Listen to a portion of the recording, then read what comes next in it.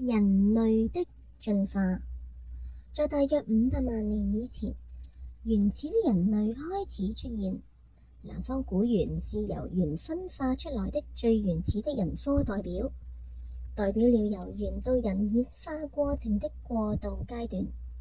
距今約250萬年前，由南方古猿演化出了最早使用石器和有意識製造石器的原始人類能人。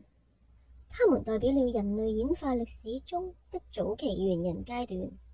到約20萬年前，直立人進化到智人，完成了原始人的最後演化階段。南方古猿。距今500萬至300萬年前，南方古猿出現。南方古猿的體質特徵和人類接近，拇指能和四指直接對握，可以使用天然工具，骨盆比猿類寬，表明能直立行走，平均腦容量接近500毫升。雖然比人類小得多，但其結構比較複雜，可能已有語言能力。能人。距今250萬年前，早期猿人出現。早期猿人也稱能人，其腦容量為680毫升，比南方古猿大，手骨及足骨與現代人相似，為完全形成的人階段。直立人。距今200多萬年前，能人開始進化到直立人階段，而直立人階段一直延續至20多萬年前。直立人最初稱猿人，例如北京猿人，因為當時人們認為他們是最古老、最像猿的人類。當比他們更古老、更原始的南方古猿被發現後，科學上就將南方古猿作為人類歷史發展的第一階段，而以前的猿人階段退居第二，改稱為直立人，例如北京人、爪哇人等。早期智人。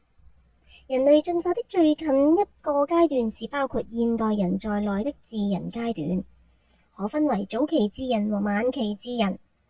早期智人生活在距今約20萬年前，是舊石器時代中期的古人類。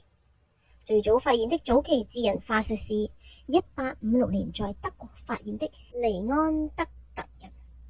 早期智人的體質特徵和現代人已很接近，腦容量約為1100至到1600毫升，平均為1300毫升。腦組織也比較複雜，但還保留了一些原始的痕跡，例如前額低而斜，眉脊比現代人突出，頜部不明顯。